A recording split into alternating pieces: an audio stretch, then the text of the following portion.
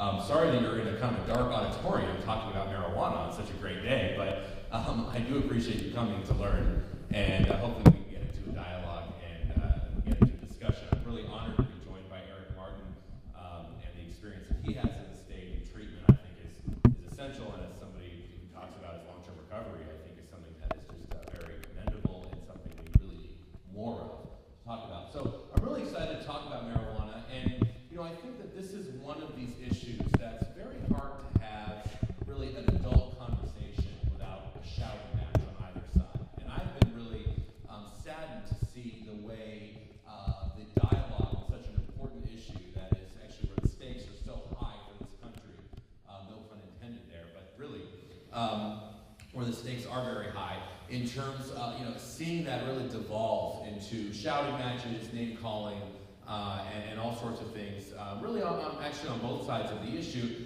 that is not representative of the kind of a serious issue that we're talking about.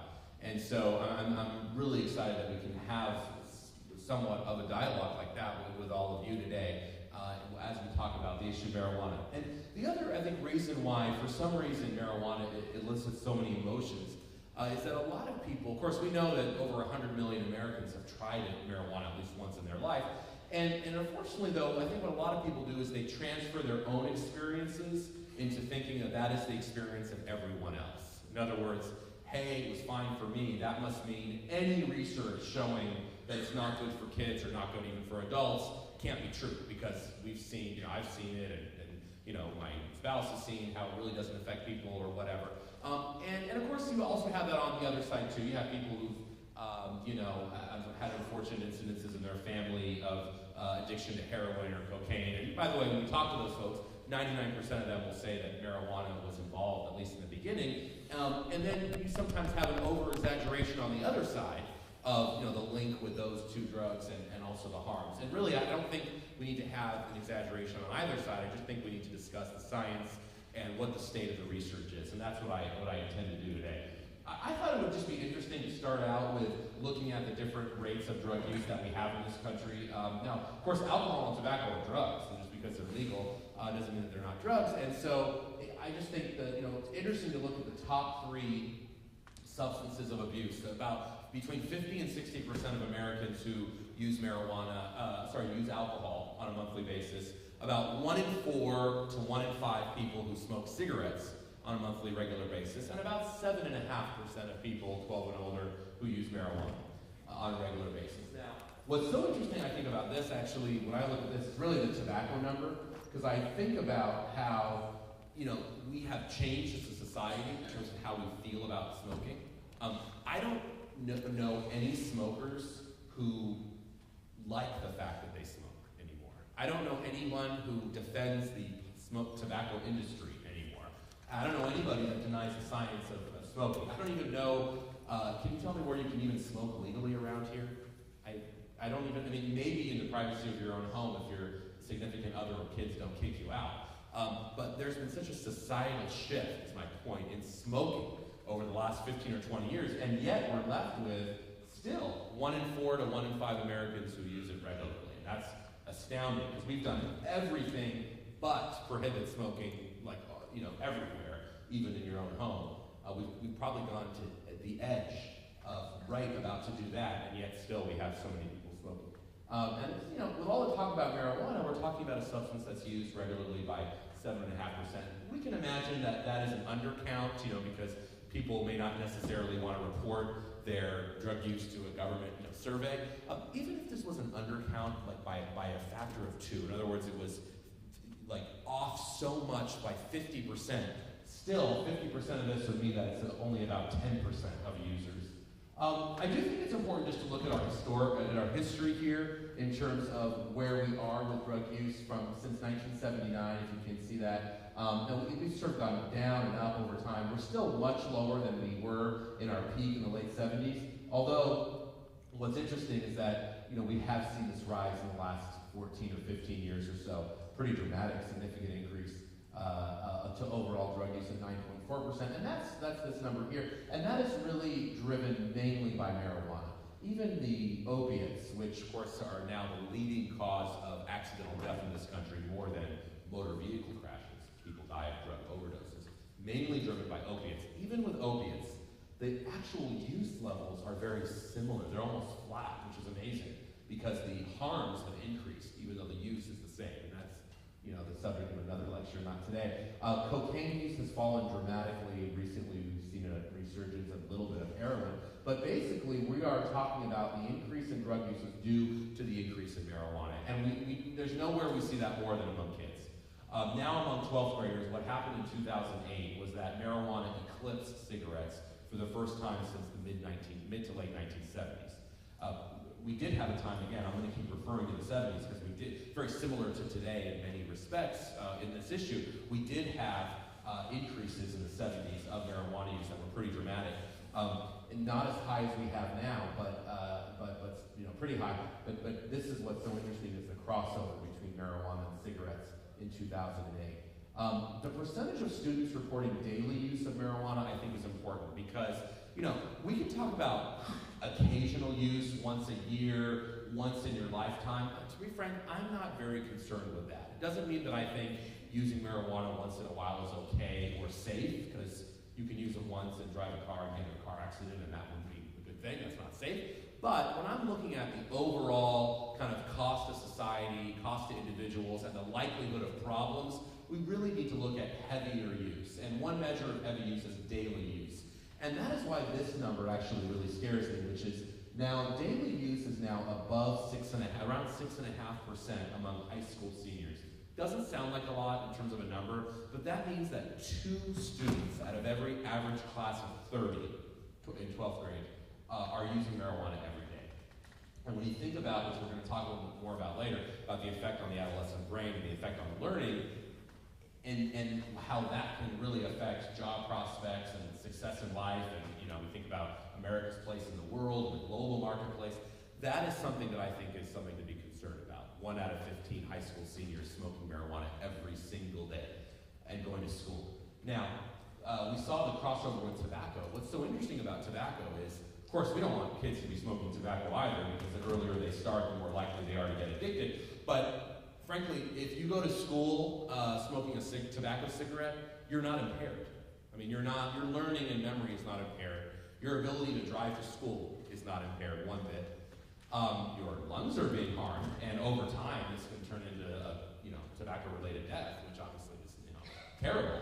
But in terms of the short-term, immediate consequences, marijuana is a different ballgame, because you're a 12th grader that goes to school high. That is different than going to school having smoked a cigarette, because when you're high, that hurts your ability to learn, to retain information, to focus, and do a lot of other things that are necessary for being successful in school. So I don't like the argument of what drug is worse, alcohol versus marijuana, tobacco versus marijuana, tobacco versus alcohol, because I think it leads us to a futile conversation of it's kind of like asking what's worse, falling from a 3-story building, a 10-story building, or a 20-story building. It's kind of like, well, I don't know, 3 I guess is safer than 20, but both not good. Not something that we desire. So I don't like the comparison, but just for a minute, because we've seen the tobacco and marijuana numbers cross over, as we did in the previous slide, it's worth reflecting what that means for our education system, I think. And then, we talk about why has this been, well, the bottom line is kids these days think that smoking marijuana is much less risky than they used to.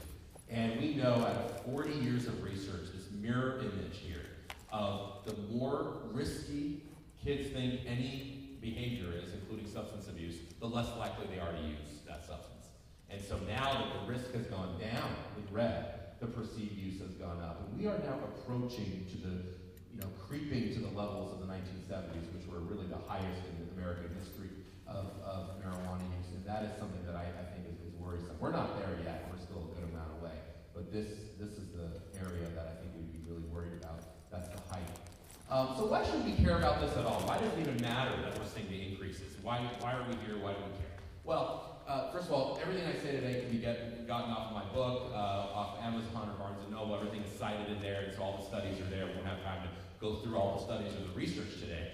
But the first myth, and what I talk about in the book, is this issue of marijuana being harmless and non-addictive. And again, I think this comes from people transferring their own experience and saying, hey, hey, I know a lot of smart people that got away with it, or I'm really smart and successful and I use or used marijuana. All this science must be bunk, must be false. And again, I think that's a real fallacy because when you look at the brain and when you look at the parts of the brain that marijuana affects, this is, I think, something that we really need to take in very seriously because our brain and our body has what we call cannabinoid receptors, and they're illustrated here in the black dots. That means that when we ingest THC, a cannabinoid, that THC binds to those receptors that are, by the way, located all throughout your body and your brain, and essentially produces the high. That's why you get high. And it flushes the dopamine. That's the feeling you get when those receptors bind, and why you're feeling high. It's the dopamine.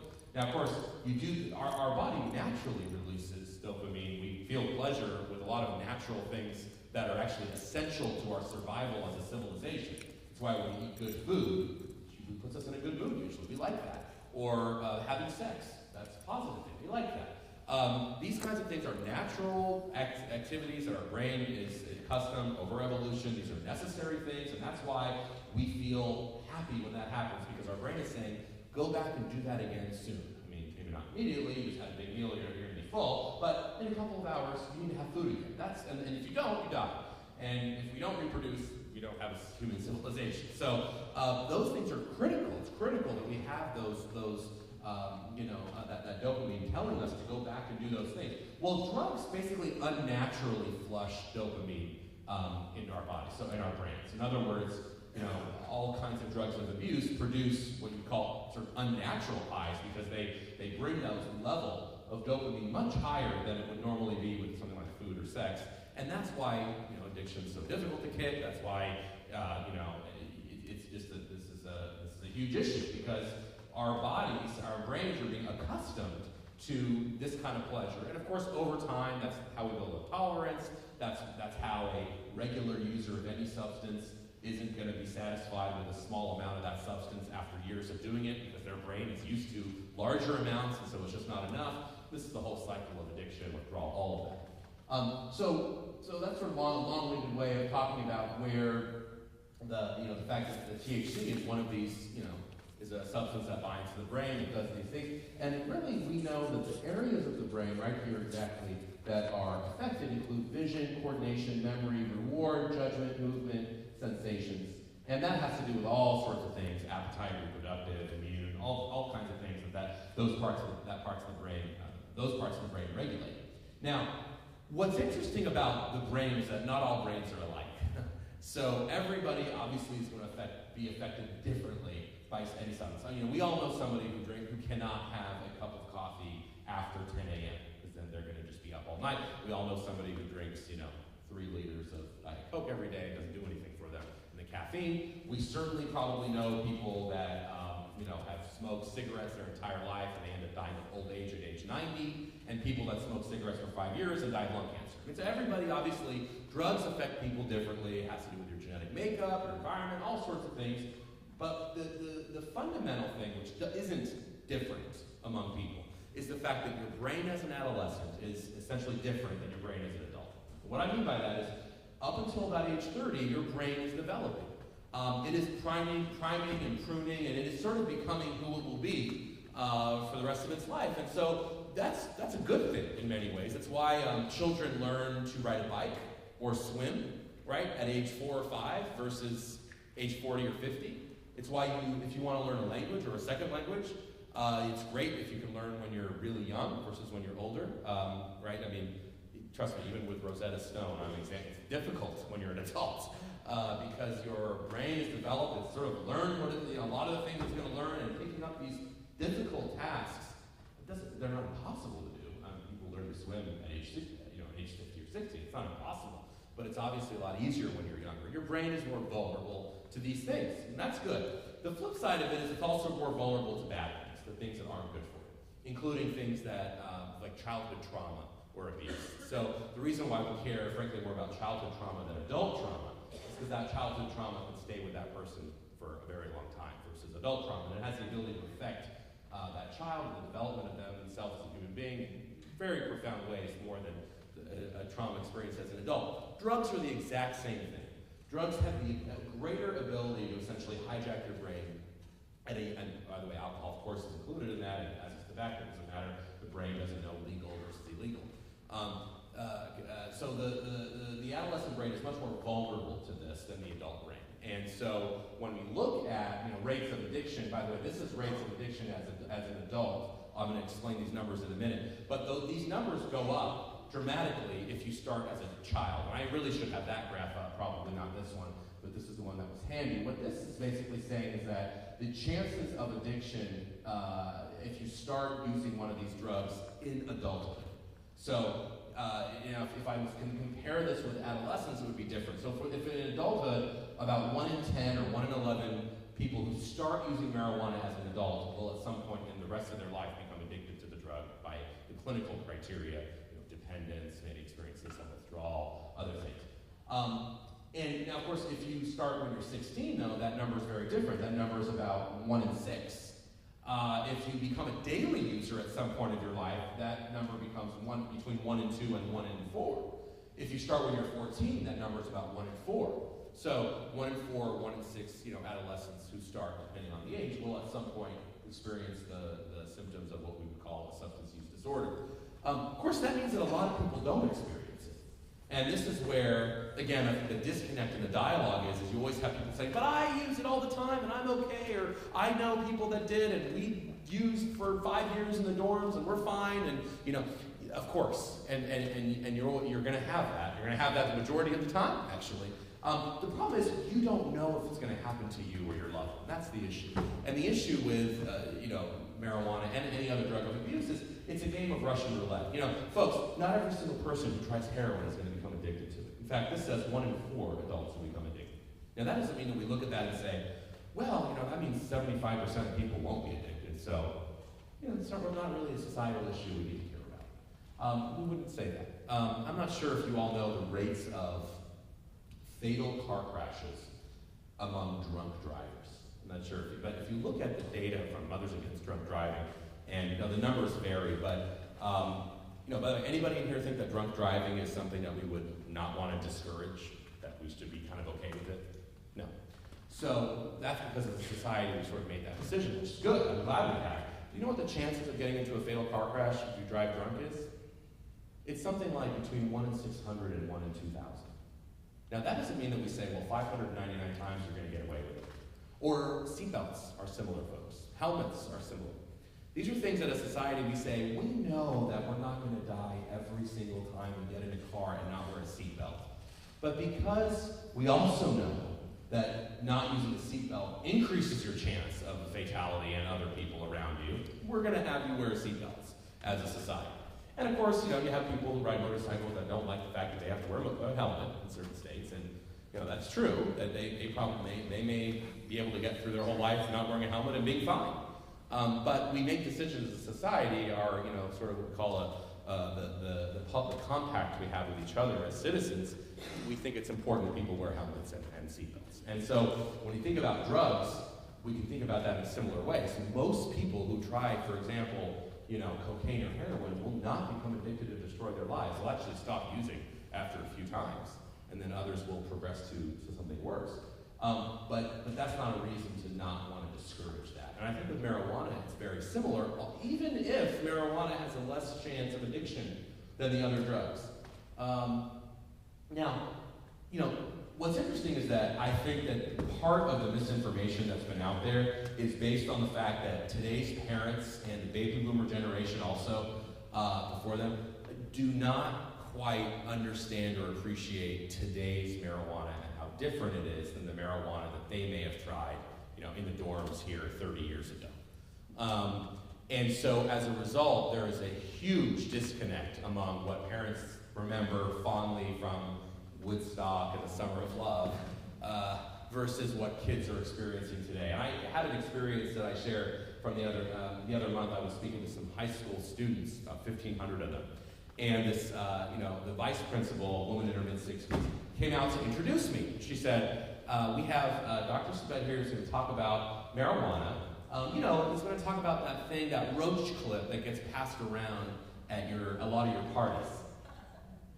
when she said roach clip, it was like full glazed look back at the teacher. It was like, what are you? I think they thought she was talking about a kind of insect extermination or something, because it was just, no one knew what she was talking about. You had to be over 40 to know what anybody knew what that was. And then a senior raised his hand in the back and said, is he going to be talking about dabs? And the vice principal, bless her heart, said, oh, stop making trouble, John. No, he's talking about marijuana. What are you talking about? Now, of course, you're not alone if you don't know what dabs are. I'm going to talk about that later.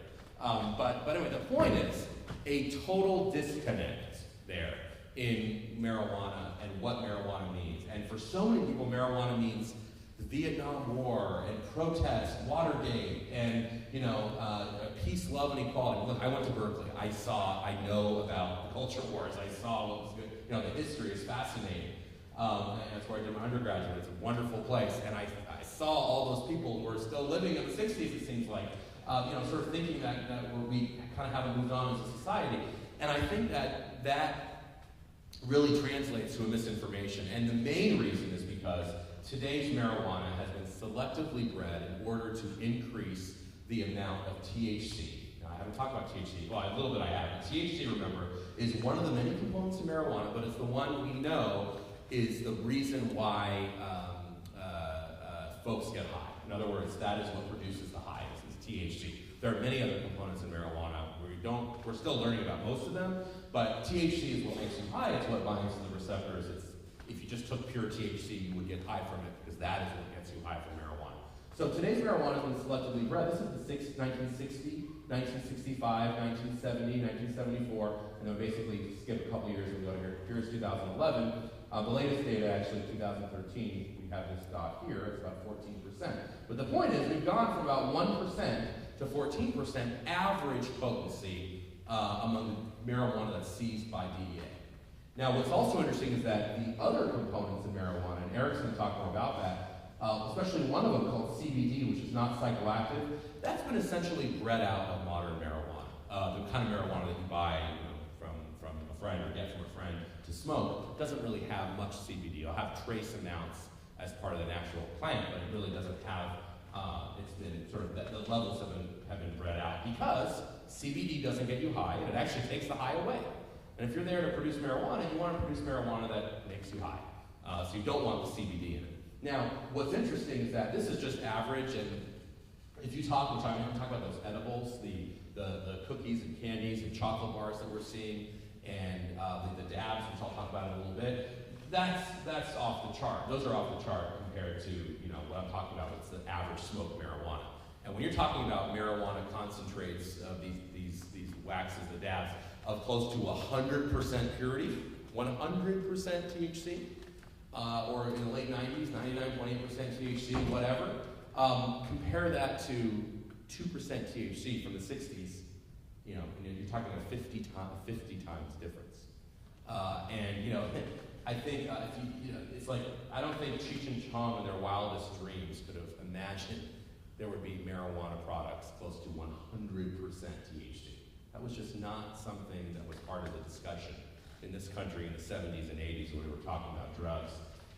Now, why do we care about this? Well, there are numerous studies. I'm only highlighting a few, but essentially, the latest studies we're looking at with long-term heavy marijuana users, we're finding all kinds of negative outcomes that, now these graphs are based on the amount of marijuana you're using. So we call this a dose-dependent relationship. In other words, it gets worse as you increase the dose, right? As you increase the amount that you use, the outcomes get worse. So, a daily user is worse than a weekly user, which is worse than a monthly user, which is worse than an occasional user, which is worse than zero. And most of the time, it's direct linear. Not all of the time, but most of the time we're seeing that. I mean, here you have occasional use, being sort of slightly lower than non-users, but then you get to the much heavier users, and then that relationship comes back. Among all sorts of things that I think we should care about. Welfare dependency, unemployment, your mean income, personal income, the percentage that gained university degree, etc. And I think when we think about the kind of country we're creating and the future we're leaving to our kids, and we're thinking about how this is kind of the worst time in American history since the Great Depression to own a house, get a stable job and keep it, and have it's the lowest time in American history of successful marriages and the lowest for healthy children.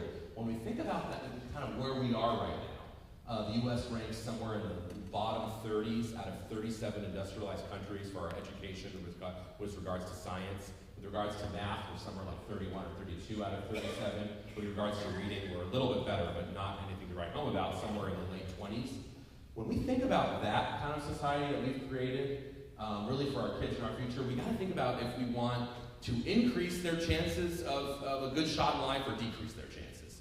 And when you look at marijuana across numerous different outcomes, these are just a few, it just doesn't look good in terms of we're trying to give our young people a real shot. The other issue I want to talk about briefly is this issue of mental illness. I think we have a silent epidemic of mental illness in this country that we have a very hard time understanding how to deal with. That traditionally we've talked about, just mind over matter, get over it, get over your depression, you're fine. It took Congress 50 years to do something that I think you're going to find revolutionary. You're going to be so proud of our elected officials when you hear that it took them 50 years with the help of Congressman Kennedy and people across the aisle to realize something that is so difficult for us to get our head around, which is essentially that they realized, and they finally said a couple years ago, that the brain was part of the body.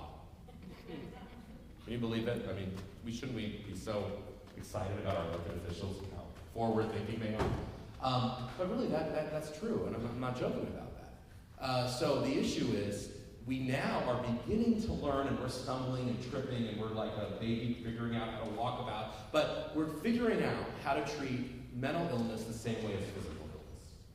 And for too long, they've been segregated and separated.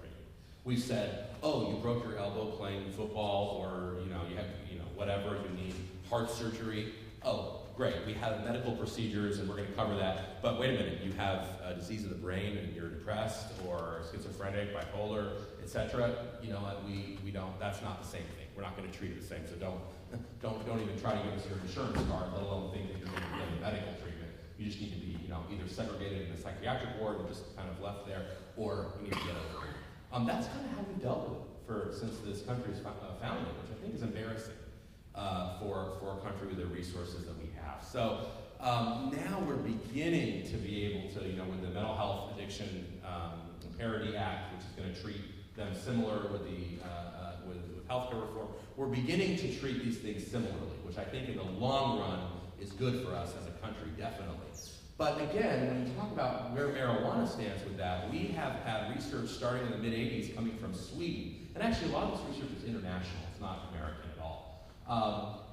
So looking at all the research, essentially, and there's, of course, some mixed findings when it comes to certain cohorts, but essentially finding that, especially with those with predisposition, in other words, with those people that have certain genetic predispositions, actually, they've been isolated what those genes are called, which is amazing. When you have that gene or don't have that gene, but the predisposition to mental illness, if you add heavy marijuana use to it, you're increasing your likelihood as much as, actually this one was twice as likely here with this gene here, which is the AKT2, that kind of went over there, but essentially 7 times the odd ratio if you're an everyday cannabis user of a schizophrenic risk if you have that gene. Now, of course, not everybody has that gene, thankfully, so it's not going to happen to everybody. But the point is, we're increasing, again, the chances. And even if you're not genetically predisposed, we have seen things like earlier onset of psychosis increasing related to how much you've used and your mean year when the onset of psychosis started. So we are seeing now depression and anxiety to a lesser extent, but we're also seeing that too. Again, I'm going to make a disclaimer. It doesn't mean that everybody who smokes marijuana is going to have a psychotic episode or become schizophrenic. It just means you increase your chances, especially if you have a genetic predisposition. So that's the issue. So I talked about the potency. Very quickly, I'm not going to go through all the research on lungs, but I think it's suffice to say that if you smoke anything, it's not good for you. You can smoke, the best organic lettuce from Western Oregon. It's still not good for your lungs to smoke lettuce, let alone to smoke marijuana. In terms of bronchitis, phlegm, cough, in terms of lung cancer, actually the evidence is unconvincing. And so I think there's going to be more research done, but For a lot of reasons, I don't think the evidence is there for lung cancer and marijuana. There obviously is still more research that is needed. But the main thing, if I had to pick one study over the last 20 years that concerned me the most, it would be the work done in New Zealand on IQ. And essentially what researchers found after following a cohort for over 20 years, in other words, this was a researcher's dream. They got to follow the same people over the course of their entire life. Those people, by the way, are now around 40 years old. But when they were 38, researchers checked in on them for the 6th time in their life and asked them all sorts of questions. This time they asked about marijuana, and they looked at IQ, and they looked at socioeconomic status, and all sorts of things. Essentially, long story short, what they found was that the more you use, actually, again, dose-response relationship, but regular marijuana use, sort of heavy marijuana use in adolescence, it significantly increased the likelihood of a 6 to 8 point reduction in IQ at age 38. Even if that person stopped using marijuana in their 30s, and even if they drank. In other words, alcohol did not have any effect on it. It wasn't what we call a confounding variable. It couldn't explain the reason for the reduction. And I think that's pretty interesting. Of course, I'll always have somebody say, well, I know somebody who's very smart and uses marijuana, or I was in a debate the other day when someone said, Kevin, what do you say? You're trying to say that every pot user is stupid? Our last 3 presidents used marijuana, and if anything, marijuana was a gateway to the White House for them, not a gateway to anything. And maybe, I don't know if marijuana was the reason they're in the White House, but okay, whatever. I'm not saying that, again, every person who uses is going to be dumb. The point is to just increase your likelihood to. That's it. And so, people say, well, Steve Jobs, smoked marijuana and used hallucinogens, and he created the most successful company. We all have our Apple, our iPhones and stuff. And, so that's just, that's something we want kids to aspire to. And look, he did it, and he was okay. And again, especially when you look at this kind of study, when I talk to parents about this, I have to tell them, I hate to break it to you, Mom and Dad, not every child is a genius. I know that's hard to take. And so if you are a genius, and you are Steve Jobs with 150 IQ, and you lose 8 points, or between 6 and 8 here, you know what? You're at 142 or 144, you're still doing pretty good, right? You're in like the 99.999 percentile. Okay, so that's great. I mean, you lost 8 points, no problem. But the issue is not everybody is a genius. Again, hate to say it.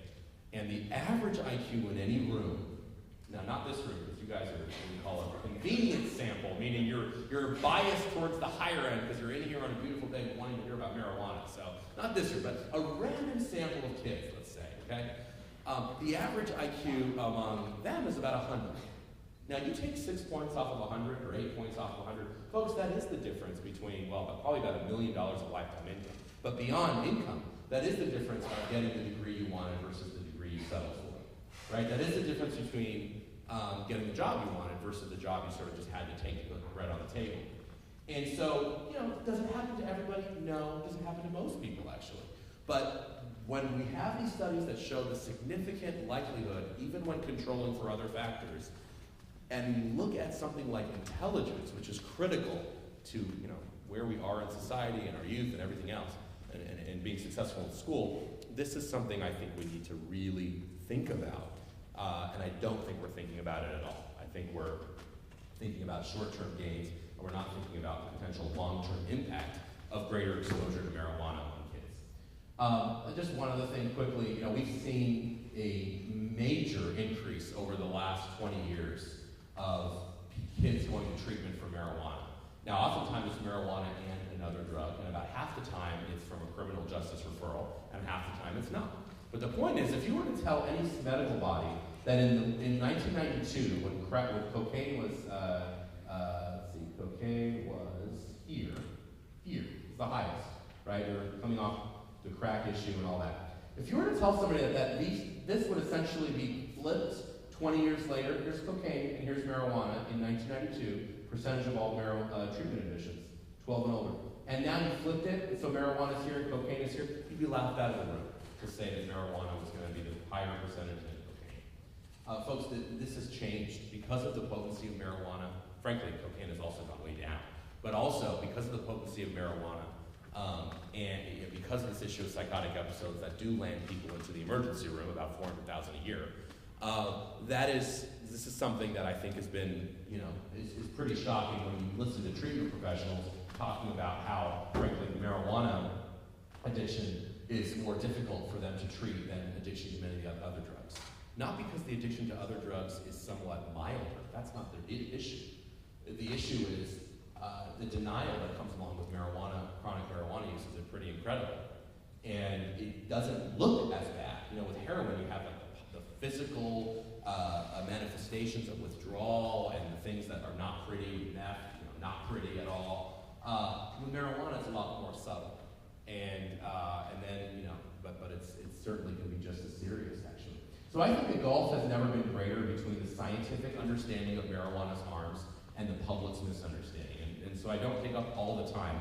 I'm going to go through the rest of the slides a little quicker than I have been going through the first part, because we want to definitely hear Eric and get to your questions.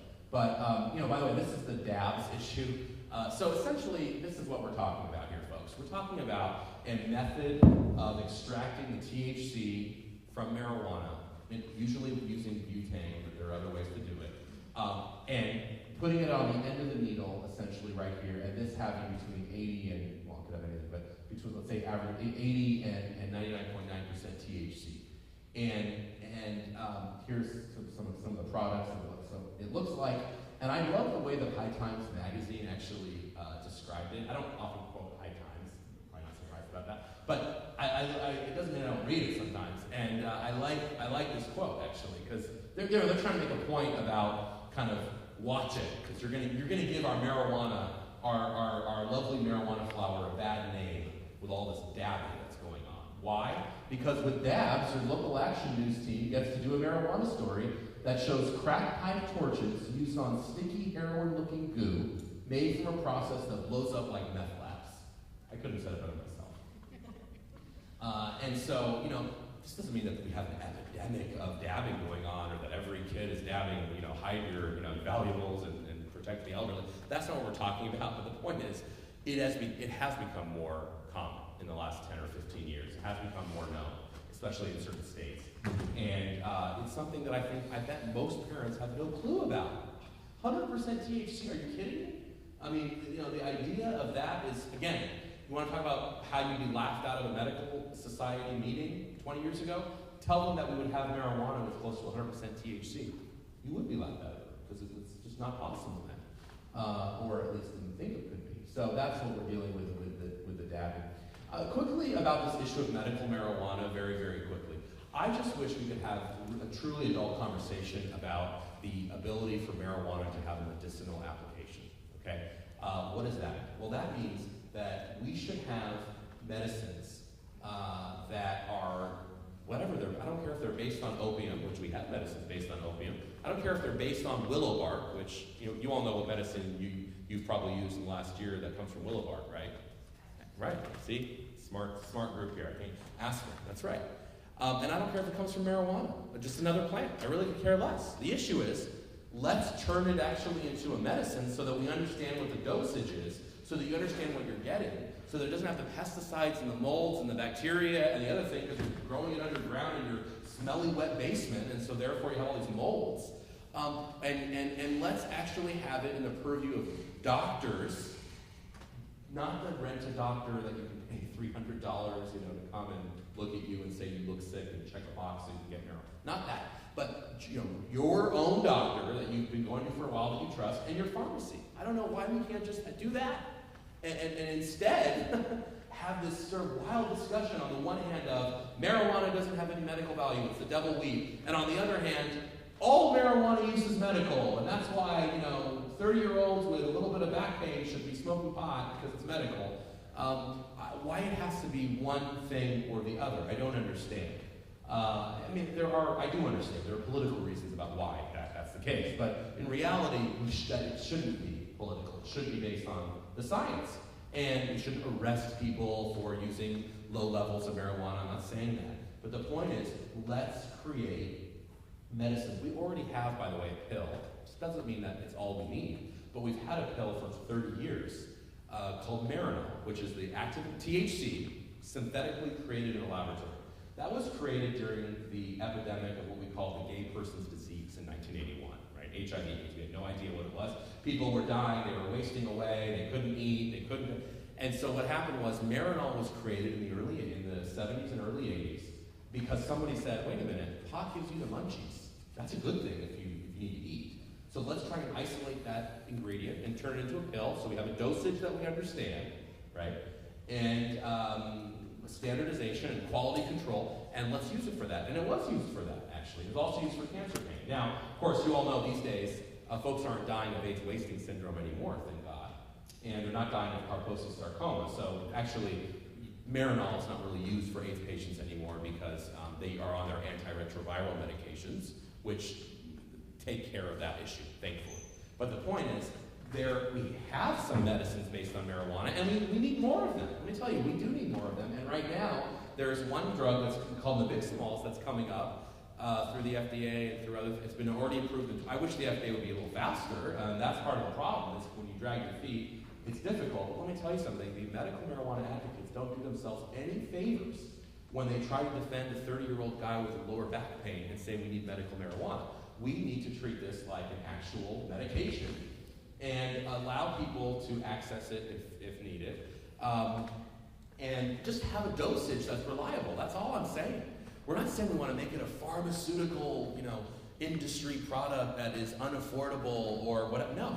But at the same time, just like we don't ask you to grow a willow tree in your backyard to get your aspirin, we shouldn't have to say that if you want marijuana, just learn to grow it or get it from somebody, or go to the little store with the green cross next to the pizza shop and talk to the 23-year-old with no medical experience, and he'll give you something good. But that's not either the way we should do medicine. So I just wish we would treat it like every other medication that we use now, and have it have some quality controls. There's, by the way, and Eric will talk more about this, but there's potential that CBD oil, some preclinical, I would say, evidence that CBD oil can be helpful for some kids with very rare forms of intractable epilepsy. Wonderful. That's great that we've discovered that. And folks have discovered that on their own. And let's bring that to market in an affordable way, but in a way that these parents don't have to go to the internet to research something from India or research something that's been grown God knows where. And they have to guess that this is good to give their 2-year-old child. We should have a standard formulation which has gone through some quality controls. That's all I'm saying. I'm going to just say this really quickly. We don't need to emphasize this here, but there's a big myth that our prisons are filled with people who are otherwise perfect angels, with the exception of the little joint that they were smoking.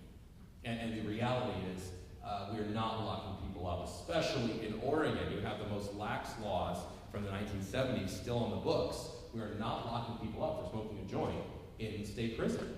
Doesn't mean we still couldn't reform our laws, but let's reform our laws. But we should look at the statistics on actually who is in prison right now.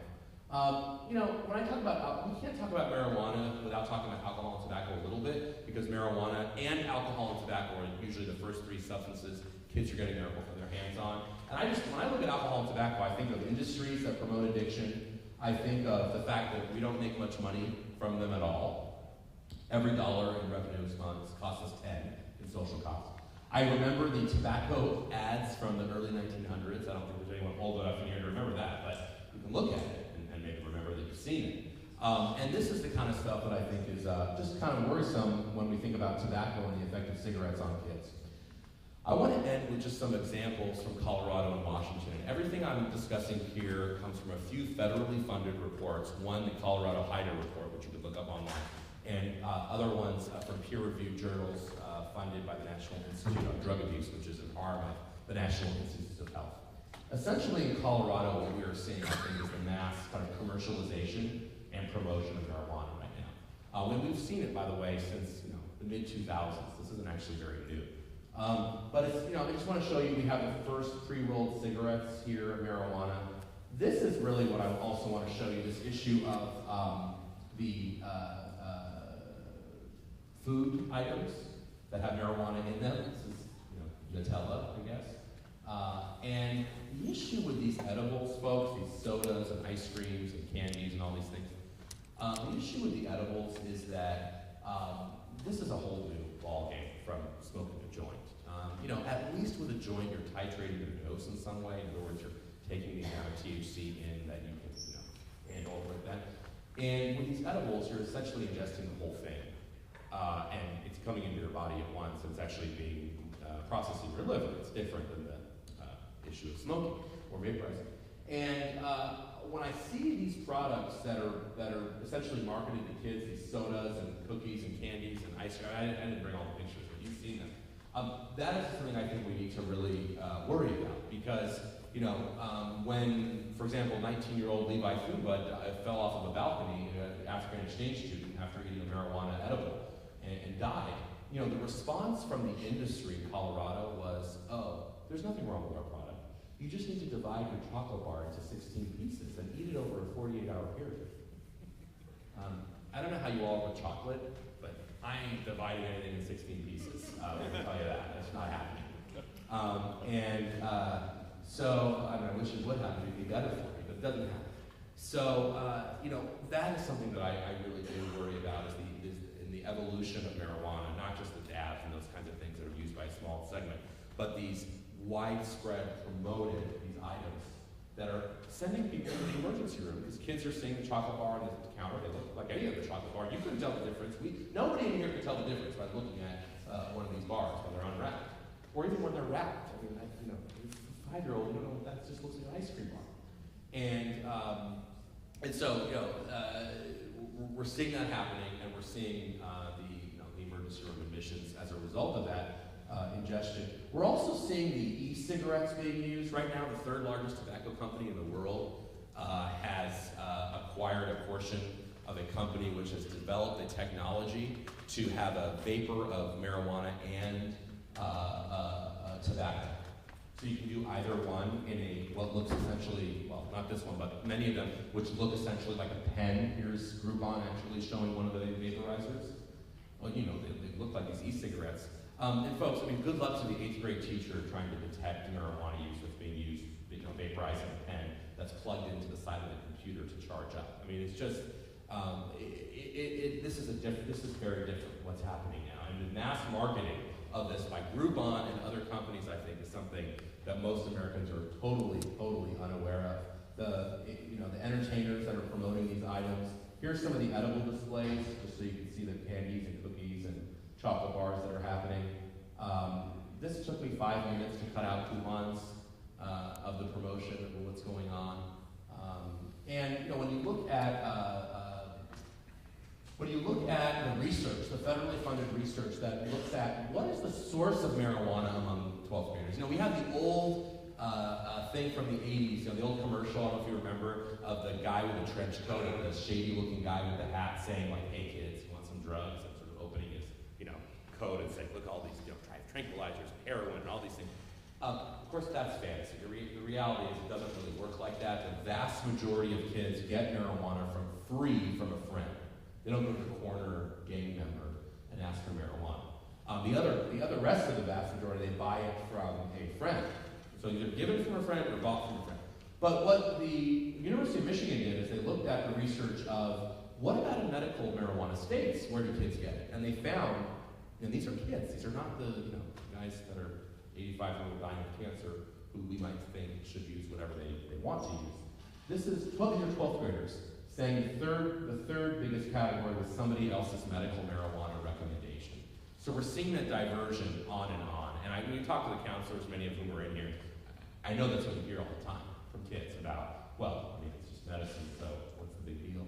And that's a big difference than a non-medical marijuana state in terms of somebody else's medical marijuana recommendation. You look at the research showing the past-year use and dependence in these medical marijuana states are higher than in non-states. You look at, we don't have time to go through all this, but you look at the car crashes that are happening in Colorado, the increase since they started selling this in 2009 very openly, because that's really when the open selling started under medicine in 2009. Some people think it just started this year. It didn't. It's been there for quite a while. It just increased this year. And so we've seen this very big increase in car crashes. And I talk to kids and they say, well, wait a minute, Kevin. I think pot makes me a better driver because I drive 30 in a 65. And I say, well, you know what? driving 30 and 65, about just as dangerous as driving 85 or 90 and 65. And when your reflexes, which is very, very important when you're driving, and when your ability to focus, when your depth perception, which is a big one, is compromised when you drive. So the stop sign that you saw was just 100 meters behind you, you missed it. Or the opposite, it's there and you're stopping here.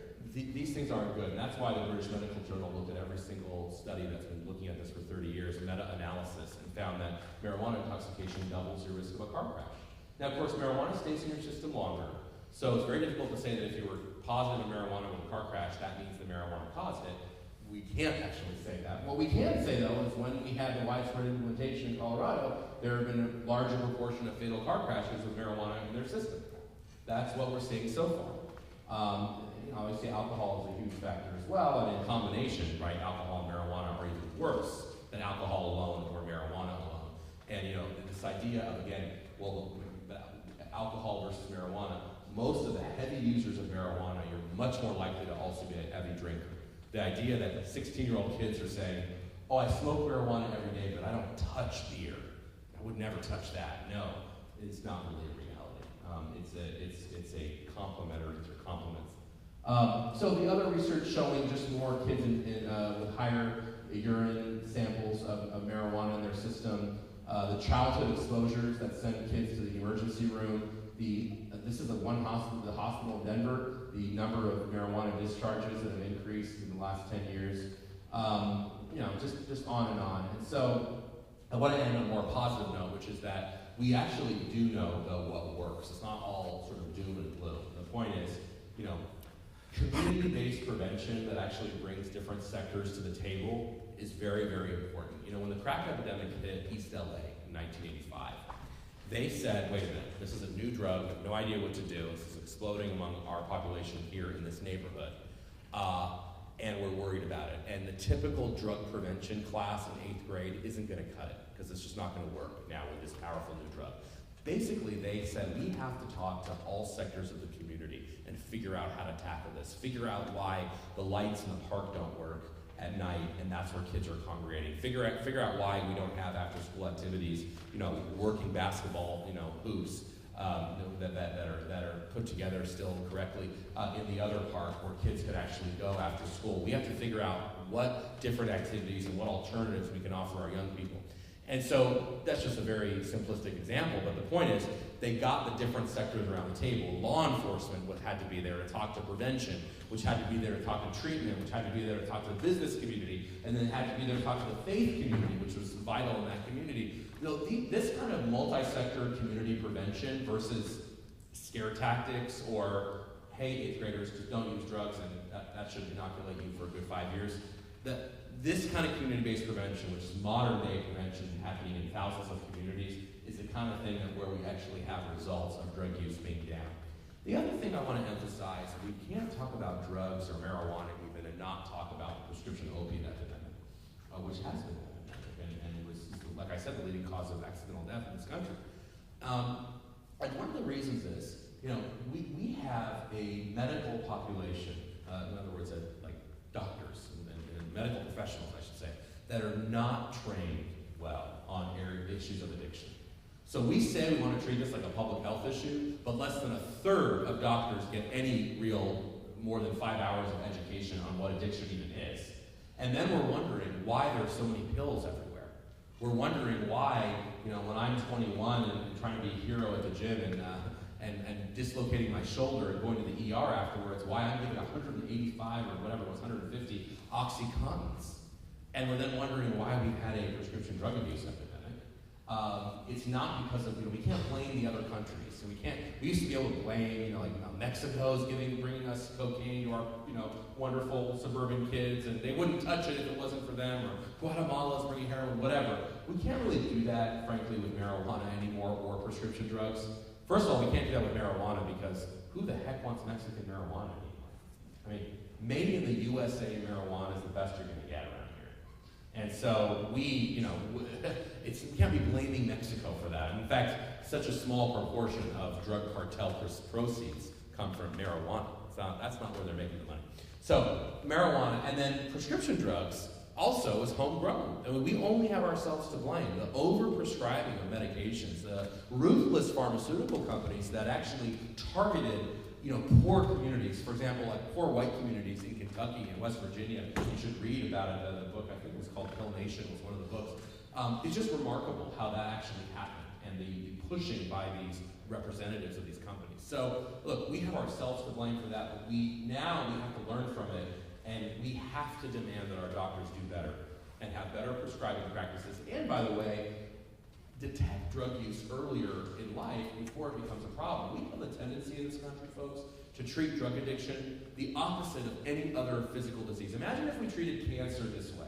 If we said, oh, you have first stage cancer, don't worry about it. Come back to me when you have fourth stage, and then we'll do the intensive chemotherapy, radiation, everything, and hope for the best. That's sort of how we treat drug addiction. We kind of wait till the person's falling off the cliff, and then we bring in the most expensive helicopter and emergency and everything at that point, and we really hope for the best. We can't treat substance use disorders like that anymore. We can't afford it, first of all. So we have to detect, alcohol is included, early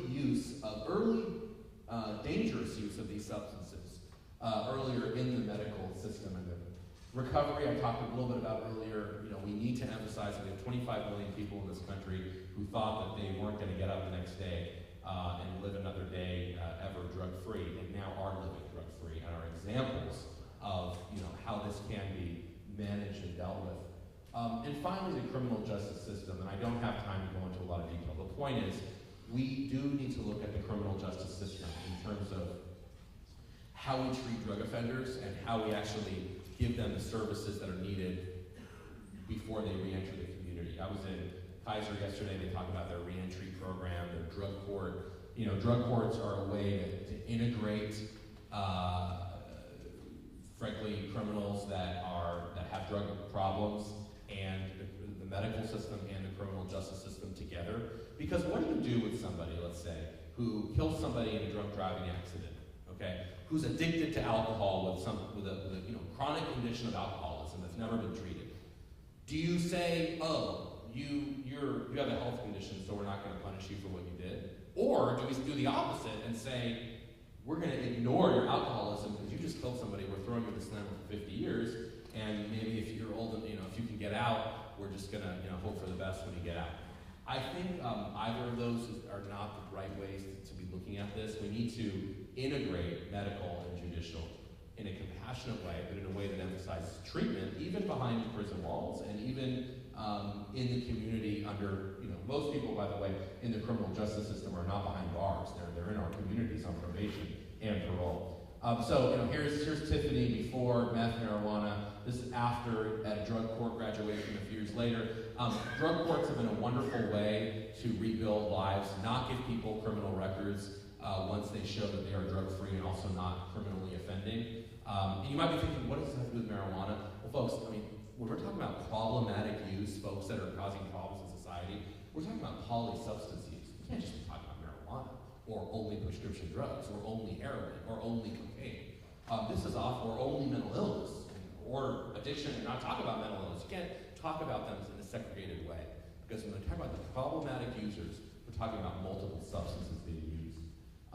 Drug courts save money. There's another example of a drug court-like program among meth users in Hawaii that I like to highlight if we don't have time for it. So I want to thank you very much for listening to me. I know we're a little rushed at the end. My email is up there if you want to ask any questions or go further, but it's been a privilege to be with you this morning. I'm looking forward to the questions, and I'm hoping that Eric Martin will be coming up here soon to talk to you about very similar issues. Thank you.